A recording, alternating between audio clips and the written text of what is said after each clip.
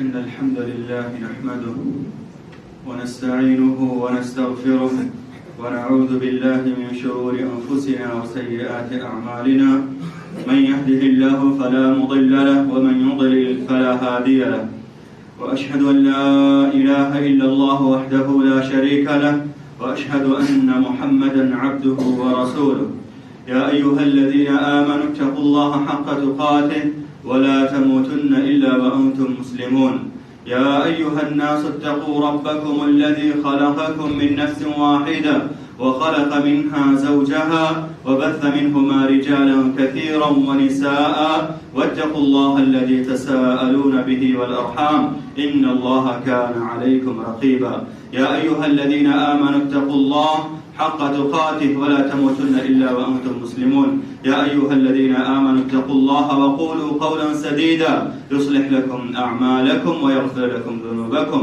ومن يطع الله ورسوله فقد فاز فوزا عظيما أما بعد فإن خير الحديث كتاب الله وخير الهدي هدي محمد صلى الله عليه وسلم وشر الأمور محدثاتها وكل محدثة بدعة وكل بدعة ضلالة وكل ضلالة في النار أعوذ بالله من الشيطان الرجيم بسم الله الرحمن الرحيم إن عدة الشهور عند الله 12 شهرا في كتاب الله يوم خلق السماوات والأرض منها 4 حرم ذلك الدين القيم فلا تظلموا فيهن أنفسكم وعن أبي بكر رضي الله عنه أن رسول الله صلى الله عليه وسلم قال إن الزمان قد استدار كهيئته يوم خلق الله السماوات والأرض السنة 12 شهرا منها 4 حرم 3 متواليات ذو القعدة وذو الحجة والمحرم ورجب مضر الذي بين جمادى وشعبان. محترم حاضرین جمعہ، جیسے کہ میں نے سورہ توبہ کی آیت نمبر 36 اور بخاری شریف کی ایک روایت آپ کے سامنے پیش کی ہے اشہر حرم سے متعلق، یعنی وہ مہینے جنہیں اللہ رب العالمین نے حرمت والے اور مقام اور فضیلت والے بنائے ہیں. اللہ رب العالمین نے فرمایا بے شک مہینوں کی تعداد اسی وقت سے جب سے آسمان و زمین کی تخلیق ہوئی ہے 12 ہے، جن میں سے 4 حرمت والے ہیں. اللہ تعالیٰ نے آگے فرمایا فَلَا تَظْلِمُوا فِيهِنَّ أَنفُسَكُمْ ذَلِكَ الدِّينُ الْقَيِّمُ فَلَا تَظْلِمُوا فِيهِنَّ أَنفُسَكُمْ. یہی مضبوط دین ہے، تم یہ جو 4 مہینے حرمت والے ہیں ان میں اپنے آپ پر ظلم نہ کرو. ظلم کا مطلب ہم جانیں گے. سب سے پہلے آئیے ہم جانتے ہیں یہ 4 حرمت والے مہینے کون سے ہیں. میں نے آپ کے سامنے جو حدیث پڑھی ہے اس میں پیارے رسول صلی اللہ علیہ وسلم نے فرمایا مہینے سال کے 12 ہیں، 4 حرمت والے ہیں، 3 تو لگاتار آتے ہیں ذو القعدہ ذو الحجہ اور محرم، اور ایک رجب اور شعبان کے ایک جو ہے جمادہ اور شعبان کے درمیان آتا ہے جس کو ہم رجب کے نام سے جانتے ہیں. یہ 4 مہینے ہیں جو حرمت والے ہیں، مقدس مہینے ہیں. اللہ رب العالمین نے ان کو جب سے آسمان و زمین کی تخلیق ہوئی ہے تبھی سے حرمت والا، مقام والا اور فضیلت والا بنایا ہے. میرے بھائیوں، ظلم نہ کریں. ہم اللہ تعالیٰ نے فرمایا ذَلِكَ الدِّينُ الْقَيِّمُ فَلَا تَظْلِمُوا فِيهِنَّ أَنفُسَكُمْ. یہ ظلم نہ کریں کا مطلب کیا ہے میرے بھائیوں؟ اس میں لڑائی جھگڑا، گالی گلوچ یہ تو سرے سے حرام ہے ہی، لیکن معصیت کے ذریعے سے اور خاص طور سے جو اللہ کے فرائض اور واجبات ہم پر ہیں ان کو چھوڑ کر کے جو ہم اپنے آپ پر ظلم کرتے ہیں، یہ بھی بہت ہی بھیانک چیز ہے. ہمیں اس کے بارے میں اپنے ہوش لینے چاہیے. میرے بھائیوں، اشہر حرم سے متعلق، ان 4 مہینوں سے متعلق اگر گفتگو کی جائے تو یقیناً وقت درکار ہے، لیکن میں جس چیز کی طرف آپ کو ایک اشارہ دینا چاہتا ہوں وہ یہ ہے کہ ہم ان مہینوں کا خصوصی طور پر اپنے دل کے اندر تعظیم کریں. ان مہینوں کی تعظیم ہمارے دل کے اندر ہونی چاہیے، اس طرح سے کہ ہم نیک اعمال زیادہ سے زیادہ کریں اور برائیوں سے بچیں. حرمت والا مہینہ ہے، مقام والا مہینہ، اس کا مرتبہ بہت زیادہ اللہ رب العالمین کے یہاں. اس کا مطلب یہ ہے کہ ان میں نیک اعمال کا ثواب بڑھ جاتا ہے، اور برائیوں کا جو وبال ہے، برائیوں کے جو گناہ ہیں اور برائیوں کی جو قباحت ہے اس مہینے میں بڑھ جائے گا. تو ہمیں چاہیے کہ ان مہینوں کو ہم اپنے دل میں ایک خاص جگہ دیں، کیونکہ اللہ رب العالمین نے اس مہینے کو، یا یہ جو 4 مہینے ہیں، ان مہینوں کو اللہ رب العالمین نے خصوصی فضیلت دی ہے. اللہ تعالیٰ نے سال کے 12 مہینوں میں کہا منہا اربعۃ حرم، مہینے سال کے تو 12 ہیں لیکن 4 حرمت والے ہیں. 4 کا مقام میرے نزدیک بہت بلند ہے. تو ہمیں یہ جان لینا چاہیے یہ مہینے حرمت والے ہیں، لیکن یہاں پہ سوال آئے گا کہ حرمت والے مہینے ہیں، ان کا مقام اللہ کے یہاں بڑا، اللہ نے ان کو خصوصی توجہ دی ہے، تو کیا ان میں کچھ خاص اعمال ہیں؟ یہ نماز پڑھیں، یہ روزہ رکھیں، اس طرح کی کوئی عبادت کریں، ایسا کوئی عمل اس کے اندر ہے؟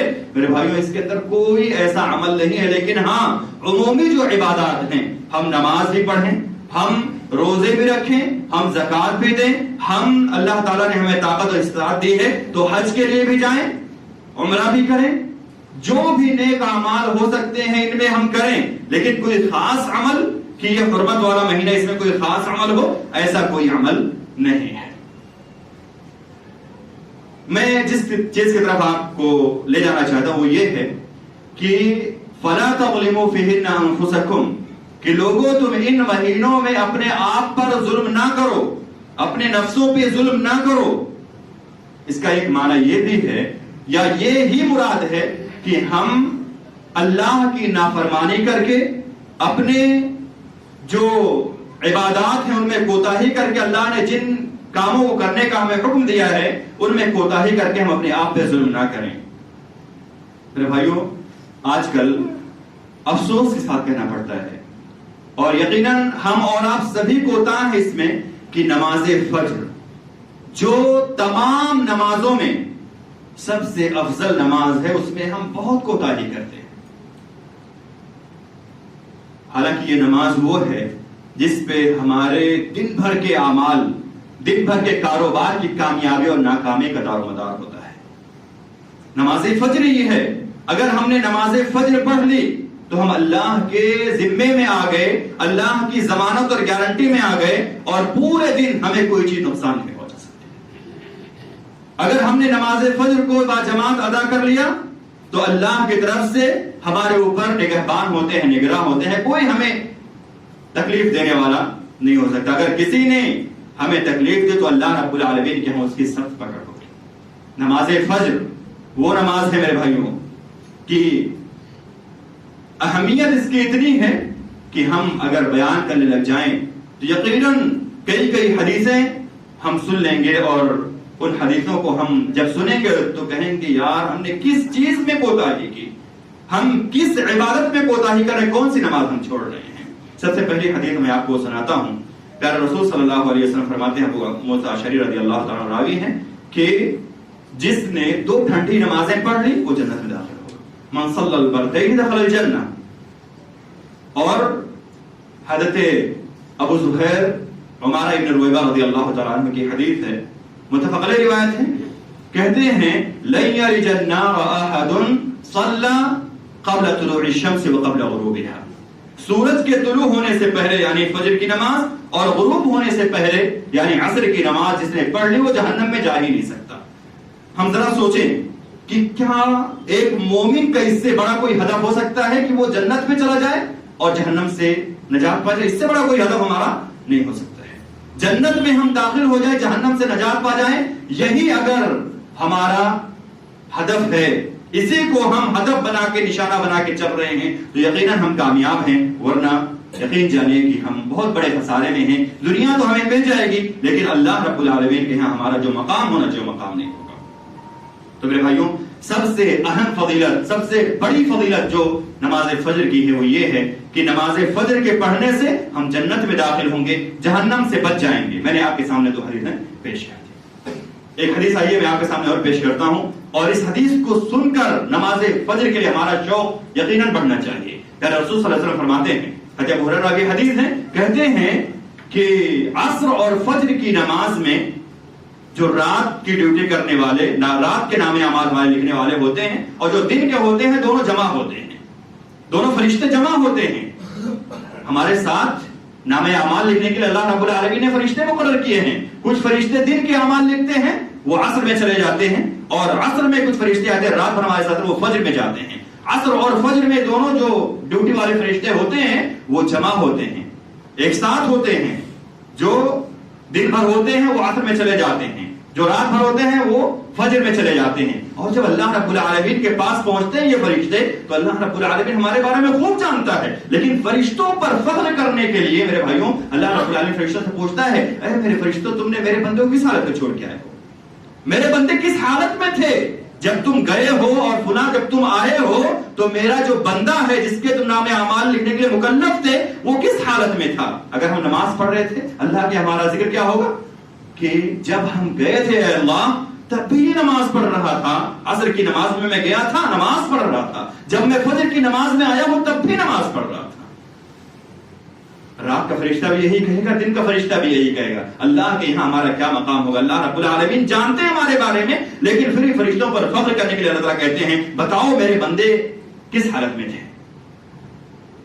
فرشتے کہیں گے جب میں گیا تھا تو بھی نماز، جب آیا ہوں تو بھی نماز، اور اگر ہم نماز نہیں پڑھ رہے تھے، ہم بستر پہ سو رہے تھے اور غفلت کے شکار تھے، فرشتے 2-4 ہزار لے کے کام بنا لو چلے گا؟ 2-4 ہزار لے کے کام بننے والا نہیں وہاں پہ میرے بھائیوں۔ فرشتے سچ بولتے ہیں، لا یعصون اللہ ما امرهم، جو اللہ تعالیٰ حکم دیتا فرشتوں کو وہ کرتے ہیں، وہ گناہ نہیں کرتے، وہ جھوٹ نہیں بولیں گے۔ اگر نہیں پڑھے تھے نماز ہم، اللہ پوچھے گا میرے بندوں کو کس حالت میں چھوڑ کے آئے ہو؟ کہیں گے جب گیا تب بھی سو رہا تھا، جب آیا ہوں تب بھی سو رہا تھا۔ میرے بھائیوں نماز فجر اور نماز عصر کا بہت بڑا مقام ہے۔ من صلی البردین دخل الجنہ، جس نے 2 ٹھنڈی نمازیں پڑھ لی وہ جنت میں داخل ہو گیا، اور جو سورج کے غروب ہونے سے پہلے اور سورج کے طلوع ہونے سے پہلے نماز پڑھ لے وہ جہنم میں نہیں جائے گا۔ اور یہاں پہ فرشتے گواہی دے رہے ہیں کہ جب ہم آئے تھے تو بھی نماز پڑھ رہے تھے، یا جب ہم آئے تھے تو بھی سویا ہوا تھا، جب جو ہے گئے تھے تو بھی نماز پڑھ رہا تھا، یا تب بھی سویا ہوا تھا۔ پھر بھائیو ہم کس چیز کی، کس طرح کی گواہی اللہ رب العالمین کے بارگاہ میں اپنے ہم دلوانا چاہتے ہیں فرشتوں سے؟ ہم نمازوں کا خصوصی اہتمام کریں، اور خاص طور سے نماز فجر اور نماز عصر جو ہے میرے بھائیو جن میں ہم جو ہے سستی کے شکار ہوتے ہیں، جن میں ہم سوئے رہتے ہیں یا آرام کرنے کا موقع ہوتا ہے، تو اس وقت ہم ان کو ضائع کریں۔ میرے بھائیو ایسا نہیں ہونا چاہیے۔ اس طرح سے میرے بھائیو آئیے میں ایک حدیث اور آپ کو سناتا ہوں۔ پیارے رسول صلی اللہ علیہ وسلم فرماتے ہیں کہ نماز فجر جو لوگ پڑھتے ہیں گویا وہ اپنے دن بھر کو چستی اور پھرتی میں گزارتے ہیں۔ جو نماز فجر باجماعت ادا کر لے اللہ رب العالمین اس کے لیے پورے دن کو جو ہے خوشی والا بنا دیتے ہیں۔ حدیث ہے ابو ہریرہ رضی اللہ عنہ مروی ہے، کہتے ہیں کہ اللہ کے رسول صلی اللہ علیہ وسلم نے ارشاد فرمایا کہ جب تم میں سے کوئی شخص سوتا ہے تو شیطان آ کر کے اس کے سر میں 3 گرہیں لگا دیتا ہے۔ شیطان آ کے 3 گرہیں لگا دیتا ہے۔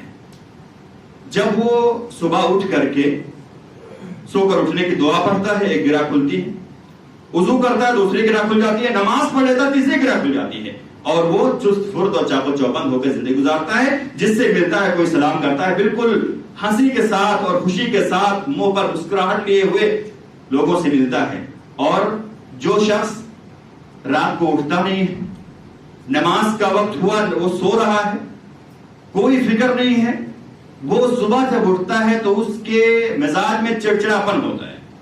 کسی سے مل رہا ہے، کوئی السلام علیکم کہہ رہا ہے تو یہ 2-4 گالی دے رہا ہے، کیا بار بار سلام کرتے ہو؟ میرے بھائیوں یہ کس چیز کا نتیجہ ہے؟ اسی کا نتیجہ ہے کہ ہم نماز فجر کا اہتمام نہیں کرتے۔ پھر رسول اللہ فرماتے ہیں کہ جب انسان سوتا ہے تو شیطان اس کے سر پہ آ کے 3 گرہیں لگا دیتا ہے، جب اٹھتا ہے وضو کرتا ہے نماز پڑھ لیتا ہے 3 گرہیں کھل جاتی ہیں۔ لیکن اگر اٹھتا نہیں ہے، شیطان آ رہا ہے کہہ رہا ہے ارے سو جاؤ ابھی جو ٹائم باقی ہے، جسے ہم محسوس کرتے ہیں نا، نبی صلی اللہ علیہ وسلم نے اس کو بیان کر دیا ہے، ہم محسوس کرتے ہیں کہ ہم جب اٹھنے کی کوشش کرتے ہیں تو ہمیں اور تھپکیاں دے کے شیطان جب سلاتا ہے۔ یہ نبی صلی اللہ علیہ وسلم نے پہلے بیان کر دیا ہے کہ شیطان آتا ہے اور قلیل طویل فرقد، سوچ ابھی تو رات باقی، ابھی تو اذان ہوئی، ابھی تو اقامت ہونے والے، چلے جانا آخر رکعت میں مل جانا۔ یہ سب نبی نے بیان کر دیا. کیوں ہے یہ؟ کیونکہ ہم اہتمام نہیں کرتے نماز فجر کا. اور اگر ہم نماز فجر نہیں پڑھے, صبح ہوتے ہوئے جو ہے ہم جب ڈیوٹی کا ٹائم ہو تو ہم جا رہے ہیں, تو یقین جانیے کہ ہماری زندگی میں جو مزہ ہونا چاہیے, جو اطاعت اور فرمانبرداری کی جو چاشنی ہے, وہ ہم کبھی حاصل نہیں کر پائیں گے. یہ طرح سے میرے بھائیو, نماز فجر کی پابندی اگر ہم کرتے ہیں تو نفاق سے براعت گویا ہمارے لیے ہوتی ہے. ہم نفاق سے بری ہوتے ہیں. جو نماز فجر پڑھے گا وہ منافق ہو ہی نہیں سکتا ہے. یہ بات نے فرمایا کہ سب سے بھاری نمازیں منافق پر عشاء اور فجر کی نمازیں ہیں. جو نماز فجر اور نماز عشاء کی پابندی کرتا ہے وہ مومن ہے, وہ منافق ہو ہی نہیں سکتا. نبی نے فرمایا کہ جو منافق ہوتے ہیں ان پر سب سے بھاری جو نمازیں ہوتی ہیں وہ نماز فجر اور نماز عشاء ہے. نماز فجر اور نماز عشاء اگر ہم ان کی پابندی کر لے جا رہے ہیں تو ہمارے لیے خوشخبری ہے, بشارت ہے کہ اللہ نے ہمیں مومنوں میں سے بنایا ہے, ہم منافق نہیں ہو سکتے. ایک مرتبہ نبی صلی اللہ علیہ وسلم کے پاس نماز فجر اور نماز عشاء کا تذکرہ ہوا تو آپ صلی اللہ علیہ وسلم فرمایا, مسند احمد کی روایت ہے, کہ ان دونوں نمازوں میں منافق حاضر ہی نہیں ہو سکتا. اور نبی صلی اللہ علیہ وسلم سے جب پوچھا گیا کسی انسان کے بارے میں جو فجر کی نماز چھوڑے ہوئے جو ہے سو رہا ہے, تو آپ صلی اللہ علیہ وسلم نے فرمایا یہ وہ انسان ہے جس کے کانوں میں شیطان نے پیشاب کر دیا. میرے بھائیوں, اگر ہم نماز فجر کا اہتمام کرتے ہیں, اگر ہم عشاء اور فجر کو باجماعت ادا کرتے ہیں, تو پیارے رسول صلی اللہ علیہ وسلم نے یہ بھی فرمایا گویا ہم نے پورے رات کا قیام کیا.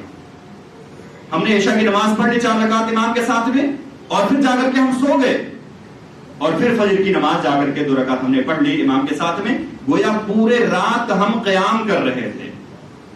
اس طرح سے نبی صلی اللہ علیہ وسلم نے بھائیو فرمایا کہ جو شخص نماز فجر آ کر کے مسجد میں پڑھتا ہے, پھر سورج کے طلوع ہونے تک وہ اللہ رب العالمین کا ذکر کرتا ہے, اس طرح سے 2 رکعت نماز پھر چاشت کی پڑھ لے, اشراق کی پڑھ لے, گویا اس کے لیے ہر دن مکمل حج اور عمرے کا ثواب لکھا جاتا ہے. میرے بھائیو, ابھی یہ جو مہینہ چل رہا ہے ذوالقعدہ کا, شوال, ذوالقعدہ اور ذوالحجہ, یہ اشہر حج کہلاتے ہیں. یعنی ان میں ہم حج کی نیت کر کے مکہ مکرمہ کے لیے جا سکتے ہیں. یہ اشہر حج ہیں. جو حج کرنے جا رہے ہیں الحمدللہ, اللہ تعالیٰ ان کو توفیق دے, اللہ تعالیٰ ان کی عبادتوں کو قبول فرمائے. کتنی پریشانی ہوتی ہیں ان کو. اب یہاں سے جاتے ہیں, پیسہ بھی خرچ کرتے ہیں, وہاں جاتے ہیں, آنے جانے اور ہر طرح کی جو ہے پریشانیاں, غربت کا جو وہاں پہ ماحول ہوتا ہے کہ سب پرائے ہیں, کوئی ہمیں جو ہے پوچھنے والا نہیں ہے, کوئی ہمارا رشتہ دار اکیلے جا کر کے حج اور عمرہ کرتے ہیں ہم.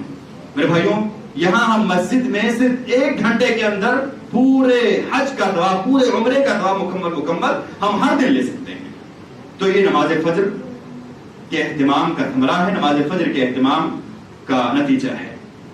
ادھر سے میرے بھائیوں, نماز فجر کا اگر ہم اہتمام کرتے ہیں تو یاد رکھیے کہ نماز فجر کے اہتمام سے ہماری زندگی میں ایسی برکتیں آتی ہیں جو بے نمازیوں کو کبھی حاصل نہیں ہو سکتی. اور اگر کوئی بے نمازی ہے جس کو برکتیں حاصل ہو رہی ہیں تو وہ سمجھ لیجئے کہ اللہ رب العالمین کی طرف سے ایک ڈھیل ہے, اللہ تعالیٰ رب سے ڈھیل کر رہے ہیں, اور جب اللہ رب العالمین کی پکڑ آئے گی تو اس کے لیے رونے کے علاوہ اور کف افسوس بننے کے علاوہ کوئی اور حل نہیں ہوگا.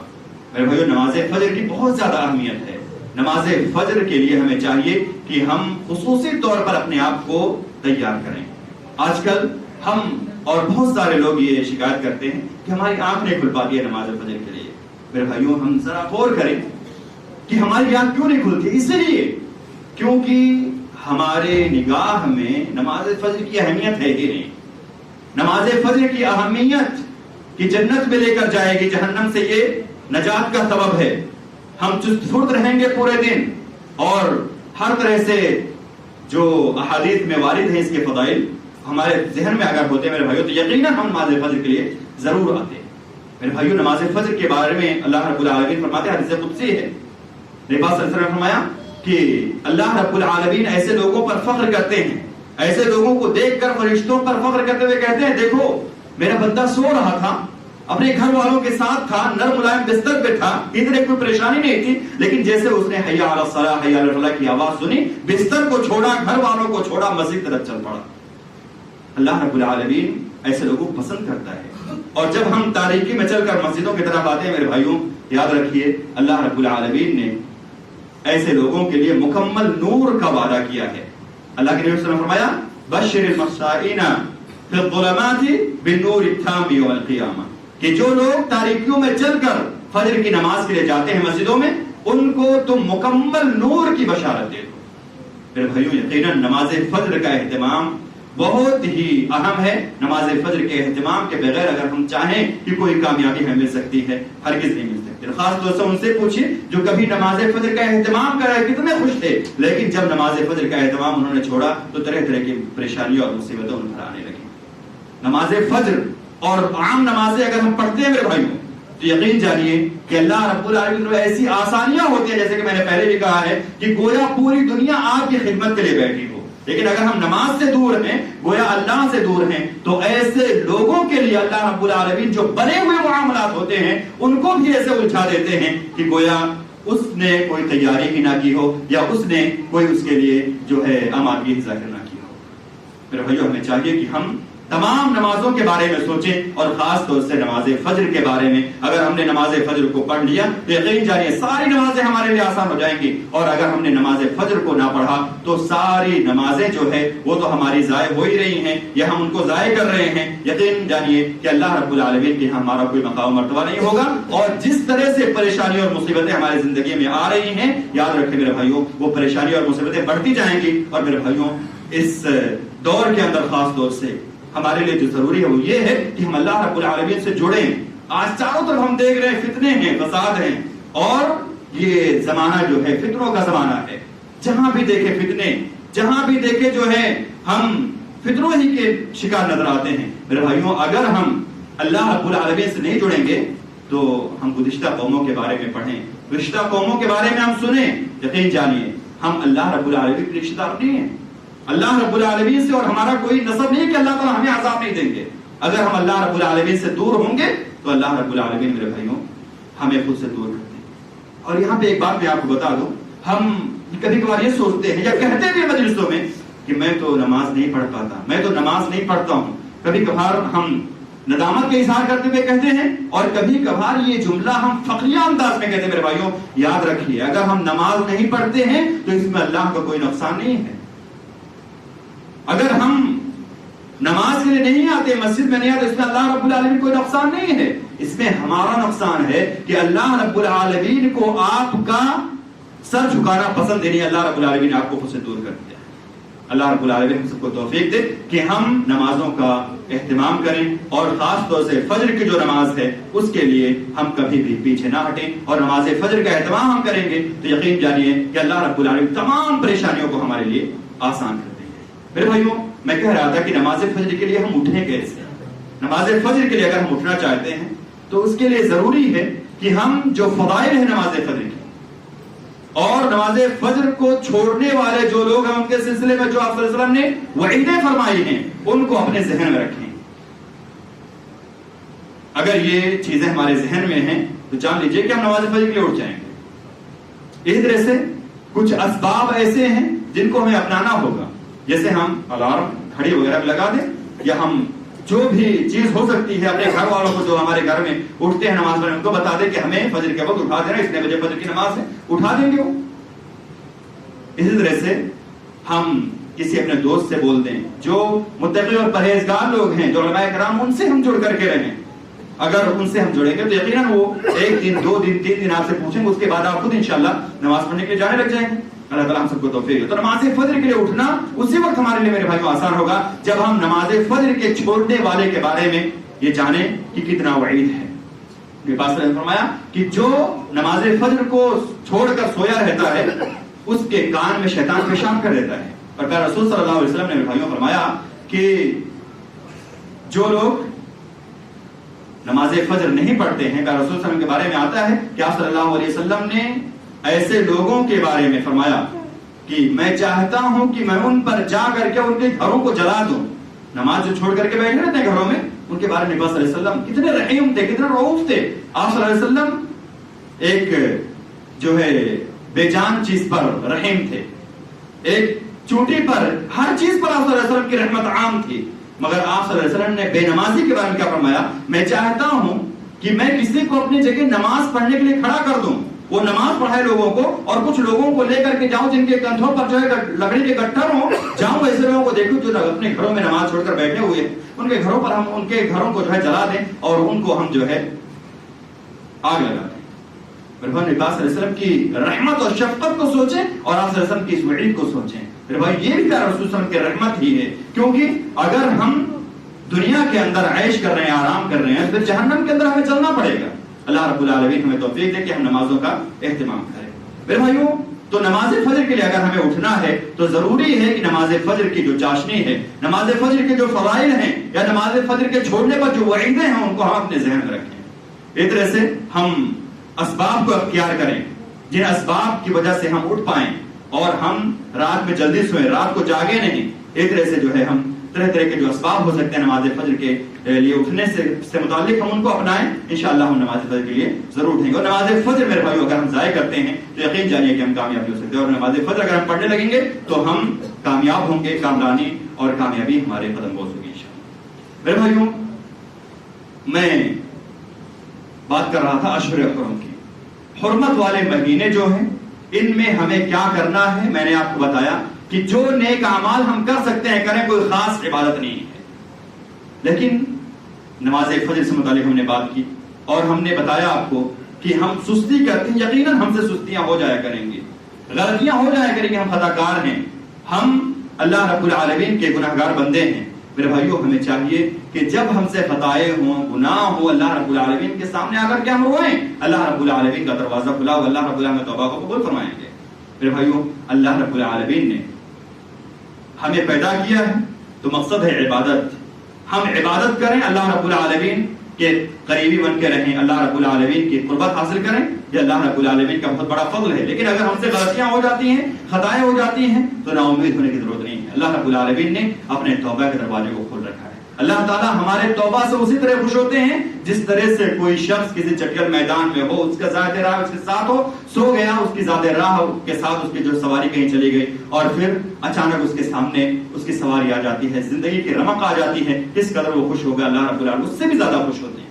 تو میرے بھائیوں ہمیں اپنی زندگی کے اندر 4 چیزیں، جب ہم سے غلطیاں ہوں، خطائیں ہوں، یا ہم عام طور پہ اپنے زندگی میں 4 چیزیں اپنے سامنے رکھیں، ہم ہمیشہ کامیاب رہیں گے اور اللہ رب العالمین کی رحمت کے سائے میں رہیں گے. پہلی چیز ہے کہ ہم اپنی زندگی گزاریں، اگر ہم سے کوئی خطا ہو، کوئی ہم سے لغزش ہو، کوئی ہم سے برائی سرزد ہو جائے تو ہم اللہ رب العالمین سے توبہ کریں. اللہ رب العالمین نے متعدد مقامات پر ہمیں یہ حکم دیا ہے کہ ہم توبہ کریں، اللہ کی طرف رجوع کریں، اللہ رب العالمین کی طرف ہم چل کر آئیں اور اللہ رب العالمین سے روئیں گڑ گڑائیں. اللہ تعالیٰ نے کہیں کہا یا ایھا الذین آمنوا توبوا الی اللہ توبۃ نصوحا، اے لوگوں جو ایمان لائے ہو تم اللہ رب العالمین سے سچی توبہ کرو. تو کہیں اللہ رب العالمین نے فرمایا کہ لوگوں تم توبہ کرو، اللہ تعالیٰ توبہ کو پسند کرنے والا ہے. اللہ رب العالمین توبہ کرنے والوں کو پسند کرتا ہے، اللہ تعالیٰ توبہ کرنے والوں سے محبت کرتا ہے. تو کہیں اللہ رب العالمین نے اور نبی صلی اللہ علیہ وسلم نے ہمیں اس طرح سے ابھارا ہے کہ تم توبہ کرو. نبی صلی اللہ علیہ وسلم نے فرمایا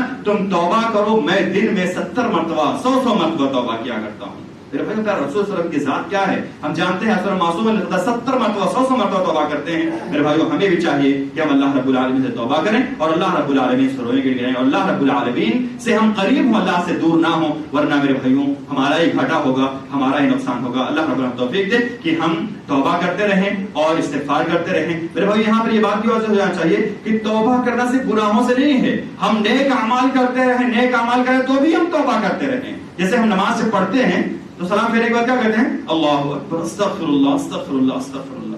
میرے بھائیوں ہم اللہ رب العالمین کے بعد اس طرح کر ہی نہیں سکتے جس طرح اللہ رب العالمین نے حکم دیا ہے. تو ہمیں چاہیے کہ ہم اپنے زبان پہ استغفار کو جاری رکھیں اور استغفار جو ہے وہ ہمارے زبان پہ ہر حال میں جاری ہو. اور استغفار کے بہت سارے فوائد بھی ہیں. رسول صلی اللہ علیہ وسلم نے فرمایا، اللہ رب العالمین فرماتے ہیں کہ اگر تم توبہ کرو گے تو اللہ تم پر آسمان سے بارش برسائے گا، رحمتوں کی برکھا ہوگی، اللہ تعالیٰ تمہارے اولاد میں اضافہ کریں گے، اللہ تعالیٰ تمہارے مالوں میں اضافہ کریں گے، تم کو اللہ تعالیٰ خوش رکھیں گے. میرے بھائیوں توبہ اور استغفار کو ہمیشہ لازم پکڑیں. ایک طرح سے میرے بھائیوں مراقبہ، ہم جہاں بھی رہیں، جس بھی حال میں رہیں، اکیلے ہوں، تنہائی میں ہو، کہیں بھی ہو، مراقبہ یعنی اللہ رب العالمین ہمیں دیکھ رہا ہے، یہ شعور ہمارے ذہن کے اندر ہونی چاہیے. یہ شعور اگر ہمارے ذہن میں ہے تو ہم کامیاب رہیں گے. ورنہ کہیں بھی ہمیں گناہ کا موقع ملا، ہم نے گناہ کر لیا، پھر کہ توبہ کر لیں، میرے بھائیوں اللہ رب العالمین ناراض ہوتے ہیں. ہمیں چاہیے کہ ہم یہ خیال اپنے ذہن کے اندر رکھیں کہ ہم کہیں بھی ہوں، تنہائی میں ہوں، اکیلے ہوں یا لوگوں کے سامنے محفل میں ہوں، اللہ رب العالمین ہمیں دیکھ رہا ہے. اللہ ہمیں دیکھ رہا ہے. اللہ رب العالمین کی نظر سے ہم کبھی اوچھل نہیں ہو سکتے. اگر یہ مراقبہ کی جو فکر ہے، مراقبے کا جو شعور ہے ہمارے ذہن میں رہے تو ہم برائیوں سے بچے رہیں گے. تو مراقبہ ہمیں کرنا چاہیے. ایک طرح سے ہمیں اپنے نفس کا محاسبہ کرنا چاہیے. اپنے نفس کا اگر ہم محاسبہ کریں گے تو یقین جانیے کہ ہم اپنے سرمایے میں جو نیکیوں کا سرمایہ ہمارا ہونا چاہیے اس میں ہم گھاٹے میں نہیں رہیں گے. اللہ رب العالمین نے قرآن میں ارشاد فرمایا یا ایھا الذین آمنوا اتقوا اللہ ولتنظر نفس ما قدمت لغد. اے لوگوں جو ایمان لائے ہو، دیکھو تم نے کل قیامت کے دن کے لیے کیا آگے بھیجا ہے. تم نے اچھائی یا برائی کیا آگے بھیجی، اس کے بارے میں تم غور کرو. میرے بھائیوں سلف کا ایک طریقہ کار تھا کہ وہ سونے سے پہلے 4 منٹ 5 منٹ کے لیے دیکھتے تھے کہ آج میں نے کیا نیکیاں کی ہیں، کیا برائیاں کی ہیں. نیکیاں اگر ہوتے اللہ کی تعریف کرتے تھے، برائیاں ہوتے تو وہ استغفار کرتے، توبہ کرتے تھے. تو بھائی ہمیں چاہیے کہ ہم سلف کے اس طرز عمل کو اپنائیں کہ ہم جب سونے لگیں تو ہم سونے سے پہلے اپنے اعمال کا محاسبہ کریں. دن بھر میں ہم نے کیا کیا ہے، دن میں ہم نے نیکیاں کی ہیں یا برائیاں کی ہیں، زیادہ کس کا پڑ رہا تھا، بھاری کس کا پڑ رہا تھا. اگر نیکیاں ہم نے کی ہیں اللہ کی ہم تعریف کریں، اللہ رب العالمین کی حمد بیان کریں. اور اگر ہم نے گناہ کیے ہیں میرے بھائیوں تو ہم توبہ کریں، استغفار کریں. اللہ رب العالمین یقیناً ہمارے گناہوں کو بخشنے والا ہے. اور آخری چیز جو ہے وہ یہ ہے کہ ہم اپنے نفس کو کنٹرول میں رکھیں. اپنے نفس کو میرے بھائیوں ہم کنٹرول میں رکھیں. یہ نفس جو ہمارا جو دل ہے یہ ہمیں برائیوں کی طرف لے کر کے جانے والا ہے. اگر برائی کا خیال آئے تو ہم اللہ رب العالمین کے جہنم کو یاد کر لیں کہ اے نفس اگر تو نے یہ برائی کی تو تیرا ٹھکانہ وہی جہنم ہے. وہ جہنم جس کے آگ کی تپش کے بارے میں نبی صلی اللہ علیہ وسلم نے فرمایا کہ یہ آگ جو تم جلا رہے ہو، جہنم کی آگ، اس سے 69 ڈگری زیادہ جو ہے بڑھی ہوئی. تو میرے بھائیوں اس چیز کو اگر خیال میں رکھیں گے، اپنے نفس کو کنٹرول میں کریں گے، یقیناً ہم برائیوں سے بچے رہیں گے، بے حیائیوں سے بچے رہیں گے اور اللہ رب العالمین کے مقرب بندے بن کر رہیں گے. آخر میں ایک حدیث آپ کو سنا دوں. میرے رسول صلی اللہ علیہ وسلم حدیث قدسی ہے کہ سارے کے سارے بندے میرے محتاج. اللہ تعالیٰ فرماتے ہیں سارے کے سارے بندے میرے محتاج ہیں. اللہ رب العالمین ہمیں کھلاتا ہے، ہمیں پلاتا ہے، ہم اللہ کے محتاج ہیں. اللہ رب العالمین ہمیں رزق دینے والا ہے، اللہ رب العالمین ہمیں پہنانے والا ہے. آگے اللہ تعالیٰ فرماتے ہیں کہ اگر سارے کے سارے میرے بندے دنیا میں جو سب سے بڑا متقی پرہیزگار اس کی طرح سے ہو جائیں، میری ملکیت میں، میری بادشاہت، میری شان میں کوئی اضافہ ہونے والا نہیں ہے. اور اگر سارے کے سارے بندے جو سب سے بڑا فاسق ہے، فاجر ہے، اس کی طرح سے ہو جائیں، اللہ تعالیٰ نے فرمایا میری ملکیت میں کوئی بھی کمی ہونے والی نہیں ہے. انما ہی اعمالکم، جو ہم کام کریں گے میرے بھائیوں وہ ہمارے لیے ہے، لکھے جا رہے ہیں سارے کام. قیامت کے دن اللہ رب العالمین پورا کا پورا بدلہ ہمیں دے دیں گے. اگر ہم اچھا بدلہ پائیں گے تو ہمارے اعمال کا نتیجہ ہوگا، اور اگر ہم برا بدلہ پائیں گے تو ہمارے کرتوتوں کی بھرپائی ہوگی. اللہ تعالیٰ سے ہم دعا کرتے ہیں کہ اللہ رب العالمین ہمیں نیک عمل کرنے کی توفیق فرمائے. اللہ رب العالمین ہمیں جو یہ حرمت والے مہینے ملے ہیں ان میں نیک عمل کرنے کی، برائیوں سے دور رہنے کی توفیق فرمائے. اللہ تعالیٰ ہمیں نماز فجر اور تمام نمازوں کے اہتمام کی توفیق فرمائے. اللہ تعالیٰ ہمیں توفیق دے کہ ہم جب تک دنیا میں رہیں نیک عمل پر گامزن رہیں، جو ہمارا خاتمہ ہو نیک عمل پر ہو. اللہ تعالیٰ ہمیں توفیق دے کہ ہم توبہ، مراقبہ، محاسبہ اور نفس سے کنٹرول رہنے کے جو قواعد جو میں نے آپ کے سامنے بیان کیے ہیں ان کو اپنے ذہن میں رکھتے ہوئے اللہ تعالیٰ ہمیں نیک اعمال کی طرف بڑھنے اور برائیوں سے دور رہنے کی توفیق فرمائے. اقول قولی ھذا